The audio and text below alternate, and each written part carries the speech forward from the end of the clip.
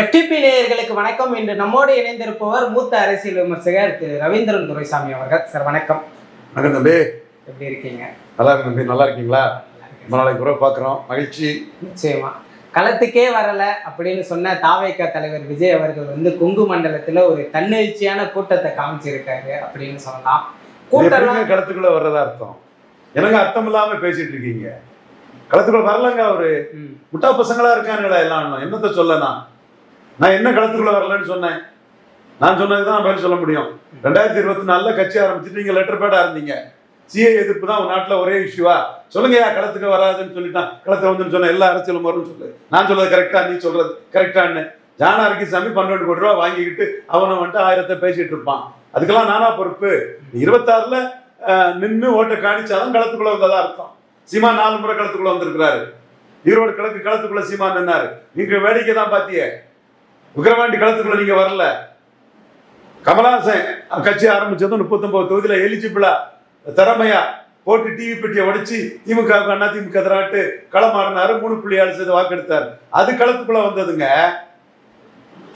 எங்க நீங்க 26ல கண்டஸ்ட் பண்ணாதாங்க களத்துக்குள்ள வர்றது. இது எப்படிங்க களத்துக்குள்ள வர்றதாகும்? நீங்க பிரசாந்த் கிஷோர் 4 இடைத்தேர்தல நின்னாரு, அவர் களத்துக்குள்ள வந்துட்டாருங்க. என்னங்க களம்னா என்னன்னே தெரியாம முட்டாள்தனமா பேசிட்டு இருக்கிறீங்க.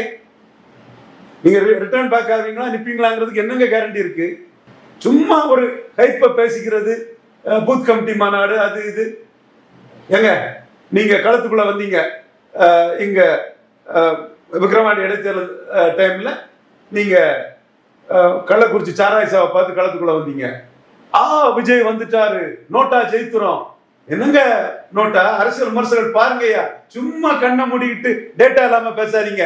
விக்கிரவாண்டியில விஜய் ஆதரவாளர்கள் நோட்டா ஜெயிக்க போகுது, கள்ளக்குறிச்சி சாராய்ச்சாவை விஜய் பார்க்க வந்துட்டாருன்னு களத்துக்குள்ள வந்துட்டாருன்னு கொண்டாடி மகிழ்ந்த பிறகு 1/2% இருந்த நோட்டா அதுக்கு கீழே போயிட்டு திமுக தெள்ள தெளிவா முன்ன விட 23% வாக்கு அதிகம் எடுத்துட்டு அங்க போலரைசேஷன் நடந்தது. அதிமுக ஓட்டுல 23% ஓட்டு திமுக வந்துட்டு அதை தடுத்து நிறுத்ததுக்கு விஜயால முடியல. வன்னியர் பறையர் போலரைசேஷன்ல வேடிக்கை பார்த்துட்டு போயிட்டாரு. களத்துக்குள்ளே வந்தாரு. ஈரோடு கிழக்குல சீமான் களத்துக்குள்ள நின்னாரு. களத்துக்குள்ள இருக்கிறதுனா என்னன்னு அர்த்தம் தெரியுமா? இந்தியா டுடே மணிக்கு கேட்கிறேன். இந்தியா டுடே மணி பேரை மட்டும் சொன்னா அவரை மட்டும் சொல்றேன்னு அர்த்தம் இல்ல.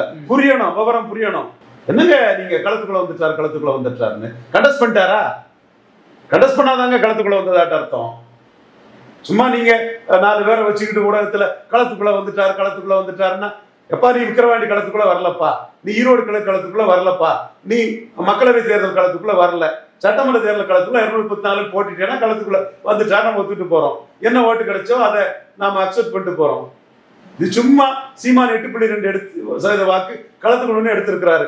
அது இந்தியா டுடே மணிக்கு பொறாம கொச்சரிப்பு வைத்தறிச்சல் இல்ல. அவர் ஒரு விஷயத்த குறிப்பிட்டு சொல்றாரு, 2026 யார் ஆட்சி அமைப்பாங்கன்றதே விஜய் தான் முடிவு பண்ணுவாரு அப்படின்னு சொல்றாரு. அது 26ல பாக்கலாங்க. 26ல அவரு சரத்குமார் சொன்னாரு, திண்டுக்கல் எனக்கு எம்ஜிஆருக்கு, எனக்கு திருமங்கலம் சரத்குமார் ஒண்ணுமில்லாம போனார். என்ன வருதுன்னு அப்பதான் பார்க்க முடியும். இது கிளைம். சீமான் 8.2 எடுத்தது ரியாலிட்டி. இதுதான் இந்தியா டுடே மணி. அதை புரியணும். ரியாலிட்டிக்கும் இதுவும் புரியலன்னா உனக்கு சீமான் மேல பொறாம இருக்கு, பொச்சரிப்பு இருக்குன்னு அர்த்தம். யாராவது இருந்துட்டு போ, உனக்கு பொறாம பொச்சரிப்பு ஏதோ ஒன்றுமா இருக்கு. 8.2 எடுத்தவன் அவன். இவன் 0ங்கிறது சொல்லிட்டு அது பிறகு 60% ஓட்டு எடுன்னு சொல்லு, இல்ல நான் 5% தாண்ட மாட்டாருன்னு சொல்லுவேன். அது 26ல களத்துல தெரிஞ்சு போகும் ரிசல்ட்ல. அது இல்லாம இன்னைக்கு பலத்தை நிரூபிச்சவனும் 0%ல தீபா ஜெயக்குமார், தென் சசிகலா நடராஜன் மாதிரிதான் விஜய் இன்னைக்கு இருக்கிறாரு. 26ல நிரூபிச்சாதாயா அது உனக்கு ஓட்டு. இந்த உண்மை தெரியாத ஆட்கள் எல்லாம் நான் என்னத்த சொல்ல? பலத்தை நிரூபிக்காத விஜயோடு சீமான் அவர்கள் கை கோப்பாருன்னு நீங்க நினைக்கிறீங்களா? கண்டிப்பா யாருடன் கை கோக்க மாட்டாரு. சீமான் 210 தனிச்சு நிற்கிறாரு. ஒரு தீமைக்கு இன்னொரு தீமை மாற்றலன்னு சொல்றாரு. புலி தனியா தான் வேட்டைக்கு போகணும்னு சொல்றாரு. நாய் தான் 4 நாயை சேர்த்துட்டு வேட்டைக்கு போகணும்னு சொல்றாரு. தென் கொடநாடு கொலையை பற்றி பேசுறாரு. விஜய் கொடநாடு கொலையை பற்றி என்னைக்கா பேசினாரா? எங்க அவரு சர்க்கார் படத்துல இலவசங்களுக்கு எதிராக அடிச்சு உடைக்கிறாரு. முருகதாஸ் படம் சூப்பர் படம். நான் 3 தடவை பார்த்தேன் அந்த படத்தை. விஜய் ஸ்டைலிஷா நடிச்சிருப்பாரு, பிரம்மாண்டமா நடிச்சிருப்பாரு. 3 தடவை பார்த்தேன். சங்கத்துல பார்த்தேன், சத்தியத்துல 2 தடவை பார்த்தேன். படம் நல்லா இருந்தது. அந்த படத்துல இலவசங்களை அடிச்சிருப்பாரு. முருகதாஸ் பிரமாதமா பண்ணியிருந்தாரு. அந்த படம் காலகட்டத்தில் தான் நான் ஒரு அமைச்சருக்கே சவால் விட்டேன். எல்லாரும் எல்லா காலமும் ஒரே மாதிரி இருக்க முடியாதுன்னு ஒரு அமைச்சருக்கே சொன்னேன். அது இன்னைக்கும் இருக்குது, எனக்கும் பொருந்தோம், அந்த அமைச்சருக்கும் பொருந்தோம். ஸோ அந்த படம் பிரமாதமா இருந்து இலவசங்களை ஏற்று ஒட்டச்சு தன்னாரு விஜய். ஆனா அவர் இன்னைக்கு இலவசங்களை ஆதரிக்கிறாருன்னா சீமான் மேல உள்ள வன்மம், காய்ச்சல், பொறாமை, சீமான் தனிச்சு இலவசத்தை ஏற்றிருக்கிறானேங்கிறத விஜயால பொறுக்க முடியல. இன்னொன்னு கூட்டணி போடணும்னு ஆசைப்படுறாரு. எடப்பாடி இலவசத்துக்கான ஆளு. ஸோ எடப்பாடி கூட்டணி போடணும்னா இலவசம் ஆதரிச்சு தானே தீரணும். ஸோ இதெல்லாம் நுணுக்கம். இந்த நுணுக்கம் இந்தியா டுடே மணிக்கு சரியா தெரியலன்னு நினைக்கிறேன். நீங்க வந்து இந்தியா டுடே மணி அவர்களை குறிப்பிட்டு சொல்றீங்க. இல்ல, அவர் நேர்மையான ஆளு, சரியான ஒரு கருத்துக்கு தான் நான் வரல.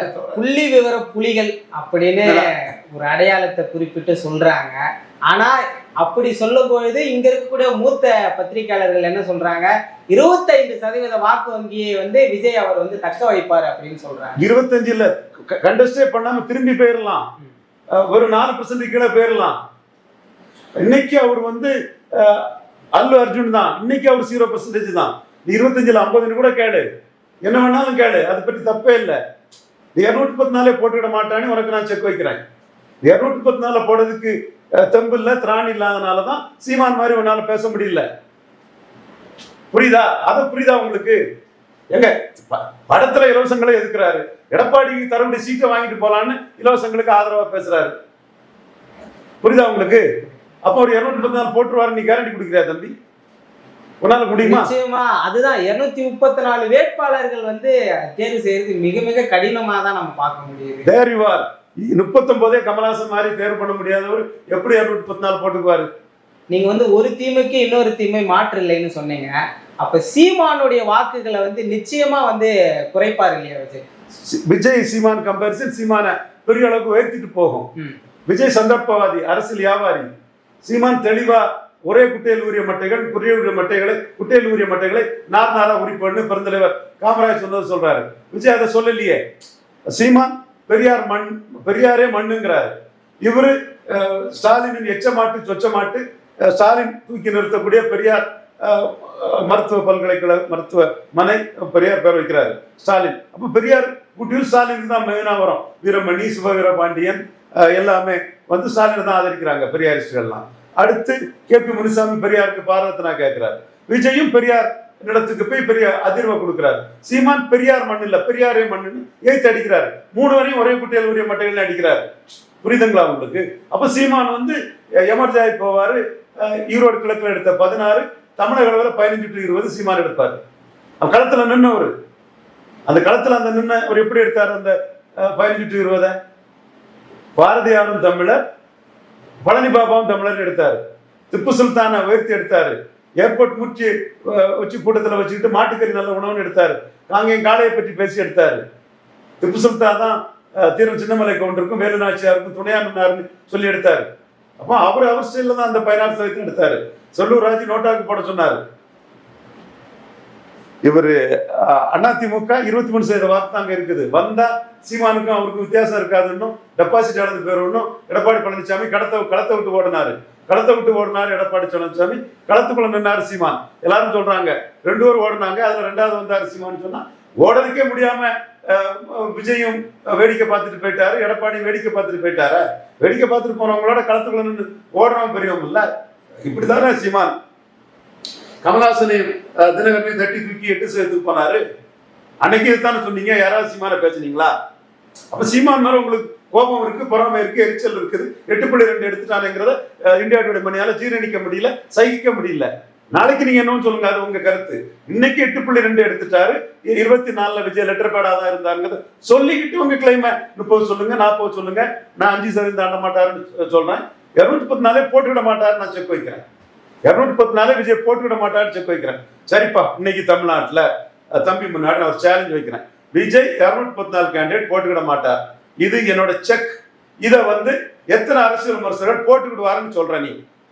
எவனுக்காவது விஜய் மேல நம்பிக்கை இருந்து விஜய் உறுதியா நிற்பாருங்கிற நம்பிக்கை உள்ள யாராவது 214 விஜய் போட்டுக்கிடுவாருன்னு சொல்றதுக்கு யாருக்காவது தைரியம் இருந்தா விஜய் நம்பி 214 விஜய் போடுவாருன்னு சொல்லு. நீ போட்டுவிட மாட்டாரியா? அவரு ரிட்டர்ன் பேக் ஆனாலும் ஆவாரு, அல்லது அவரு உதயநிதி ஸ்டாலின் எதிர்ப்பிலையும் வன்மத்திலையும் அதிமுக பாஜக கூட்டணிக்கு போனாலும் பெறுவாரு. நான் என்ன வேணாலும் செய்வேன் மக்கள் நலனுக்காகன்னு சொல்றாருன்னா அதுதான் அர்த்தம். 234 வேட்பாளர்களே இல்லாத ஒரு கட்சி எப்படி திமுகவிற்கு மாற்று டிஎம்கே வெர்சஸ் டிவிகே அப்படின்னு இந்த வார்த்தையை போல்டா சொல்றாரு. அது சொல்லத்தானே செய்வாங்க. அதுல என்ன ஆயிப்போச்சு? எம்ஜிஆருக்கு திண்டுக்கல், சரத்குமாருக்கு திருமங்கலம், எம்ஜிஆருக்கு நாடியில வெட்டு இருக்கு, எனக்கு நாடியில வெட்டு இருக்குன்னு சரத்குமார் தான் திருமங்கலத்துல சொன்னாரு. சொல்றதுல என்ன இருக்குது? டாக்டர் ராமதாஸ் தான் எனக்கும் அதிமுக தான் போட்டின்னு இது பெருந்துறையில சொன்னாரு. அது கிளைம் பண்றதுல என்ன இருக்கு? அது ஒரு உரிமை, அது அவருக்கு கிளைம். நான் அந்த கிளைம் தப்புன்னு சொல்ல வரல. நான் ஆட்சியை பிடிப்பேன், 234 நின்று ஆட்சி அமைப்பேன், கிளைம் பண்ணலாம், அது தப்பு இல்லை. ஆனா நீ கிளைம் பண்ணதுக்கு முன்னாடி 2024 நீ 0% தான், பல நிரூபிக்காதவன் தான். இந்த தெற்றி திரிக்கக்கூடிய ஜான ஆரோக்கியசாமிக்கு அந்த பொய் பிரச்சாரத்துக்கு எவன் விழுந்தாலும் அவன் எல்லாம் மோசடி பேர்வழிதான் அர்த்தம். நீ என்ன வேணாலும் கிளைம் பண்ணலாம், அதுல தப்பே இல்லை. நடந்த விஷயத்துல மாத்தி மறிச்சு பேசக்கூடாது. புரியுதா உங்களுக்கு? 2024 விஜய் லெட்டர் பேடு தான், லெட்டர் பேடு விஜய் தான். லெட்டர் பேடு சிஏ எதிர்ப்புன்னு பேசாம இருந்துகிட்டு அந்த லெட்டர் பேடு விஜய் அவர்கள். சீமான் 8.2 எடுத்தாரு. இந்த உண்மையை ஒத்துக்கிட்டு அடுத்து நீ போ, அடுத்து உன் கிளைம் பண்ணு. நீ இப்பவே கருத்து கணிப்புன்னு போலியா போட்டுக்கிட்டு இப்பவே அவ்வளவு இருக்கு இவ்வளவு இருக்குன்னு சொன்னா தப்பு. இப்போ இருக்கிறது 0% தான். 26ல தான் என்ன % தெரியும். அதுக்கு 234 போடணும். அதுக்குள்ள தகுதி கமலஹாசன் மாதிரி விஜய்க்கு இல்ல. இதுக்கு மேல என்ன சொல்ல வேண்டியது இருக்கு? வியூக வகுப்பாளர்னு சொல்லக்கூடிய ஆதவ அர்ஜுனா அவர்கள் 2011 தேர்தலை முன்னிறுத்தி சொல்லுகிறாரு, திமுக அவ்வளவு பெரிய கூட்டணியில இருந்து அவங்களால வெற்றி பெற முடியல. அந்த மாதிரி பலமான அது கலைஞருங்க. கலைஞரோட ஸ்டாலின் 1000 மடங்கு பெரிய ஆளுங்க. கருத்து குரல்கள், கடந்த காலத்தின் கைதிகள், இந்த மாதிரிதான் ஆதவ அர்ஜுனா எல்லாம் தூங்கிட்டு இருக்காங்க, கும்பகர்ணங்க. அது கலைஞருங்க, இது ஸ்டாலினுங்க. ஸ்டாலின் புரட்சி தலைவர், புரட்சி தலைவி, மக்கள் தினம் எல்லாத்தோட பெரிய வெற்றிக்கு வந்துட்டாருங்க. கருத்து குரல்கள் இதை தெரியாதவங்க இன்னும் கடந்த காலத்துல இருக்கக்கூடிய கும்பகர்ணர்கள் தான் இப்படி பேசுவாங்க. திமுக வேற, ஸ்டாலின் வேறங்க. Dead leader cannot lead a party. Dead leader cannot lead a party. Stalin சக்சஸ்ஃபுல்லா 3 வெற்றியை பெற்றிருக்கிறாரு. இந்த வெற்றியை எம்ஜிஆர் பெற்றிருக்கிறாரா? இந்த வெற்றியை தொடர் வெற்றியை கலைஞர் பெற்றிருக்காரா? இந்த இப்ப தொடர் வெற்றி ஜெயலலிதா பெற்றிருக்காங்களா? சோ ஸ்டாலினை நீங்க கலைஞர் கூட கம்பேர் பண்ணாதீங்க.